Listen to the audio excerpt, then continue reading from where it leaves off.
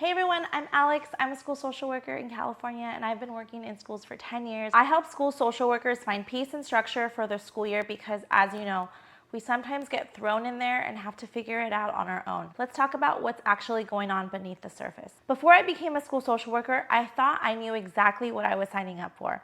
I had the passion, the degree, the heart to help kids, but nobody told me this part. Today I'm giving you 10 things I wish I knew before becoming a school social worker. Because if you're already in the field or thinking about it, these 10 things can save you years of stress, confusion, and burnout. Number one, you're not just helping kids, you're the go-to person at your site. I thought my job would be very much doing one-on-one with students. Not exactly. You're helping teachers, administrators, nurses, and even security on your school campus. I love helping them out too. And don't forget, we get the call when there's an angry parent on the line. We help all those parents navigate the chaos. Once you accept that you're supporting an entire system, the job gets easier. Get to know your school staff, especially if you're at different sites. There's going to be a day you will need something at that school site, and building relationships is key. Number two, the documentation is overwhelming at first before you get into the groove. Let's be real, no one prepares you regarding documentation. And not just documentation, it's documentation that can be audited, reviewed, and subpoenaed. The faster you learn to document cleanly and consistently, the safer, clearer, and calmer your day becomes.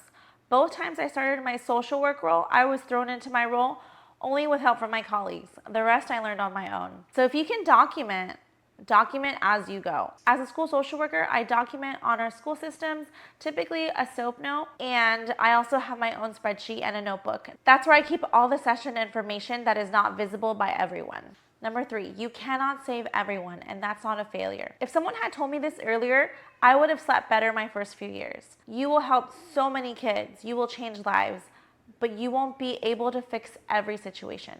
Some students, even parents, will decline your help. Your job is to support, guide, and create safety, not to carry the whole world on your back.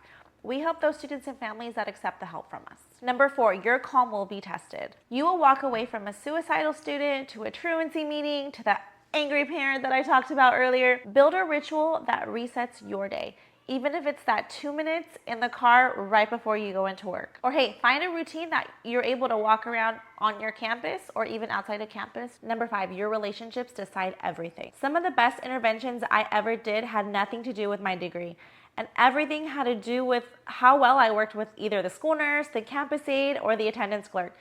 These people, just like you, are the backbone to a thriving school. So build those relationships, as I mentioned before, with everyone and go out of your way to help them, with certain boundaries, of course. Your influence grows when you build trust in relationships. Number six, your boundaries matter more than your heart. We enter this field because we deeply care. We want to help people.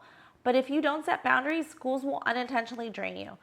Don't answer every email immediately. Don't say yes to every committee. Don't skip lunch for a month straight. You have to know when to say no, without burning bridges, of course. If you can do it, you most definitely should do it. But don't be afraid to say no. This is one of the most difficult things. But if you master the boundary setting, you're set. A regulated social worker is more effective than an exhausted one. Number seven, parents aren't the enemy. They're just scared. I used to lose sleep as to why parents were always so angry and frustrated with the school. Then I realized most parents aren't difficult. They're just scared, overwhelmed, or ashamed. Most of the time, they don't even understand our role. And sometimes we do have to educate them. The moment you approach them with empathy instead of blame, everything shifts. They most definitely will think that the school is referring them to a CPS social worker, and they don't know the difference between a CPS social worker and a school social worker. Remember that we need to advocate for our students and our parents as well. That's why we do what we do at a school. Number eight, you need a support system of other social workers. No one understands a school social worker like another school social worker. The isolation is real. My team always shares how we all work on different islands. Find community early, whether it's a district group, an online group, or the one I'm building here. Because isolation is what drains people, but community is what keeps you going. Start creating group chats or have more frequent in-person meetings to support and consult on your cases. And just building relationships, again, is key. Number nine, your wins might be quiet. Celebrate them anyways. In this job, wins aren't always loud. Remember, no one throws a party because a kid came to school 3 days in a row, or because a student finally opened up, or because a crisis was avoided. But those wins matter. Celebrate it in a small, quiet, powerful way. I often will share with my school counselor or career tech about how I made great progress in those sessions. Number 10, you'll be more impactful than you realize. If you ever feel like you're not making a difference, trust me, you are. Kids remember that you pulled them out and that they matter to you. Kids remember the adults who listen.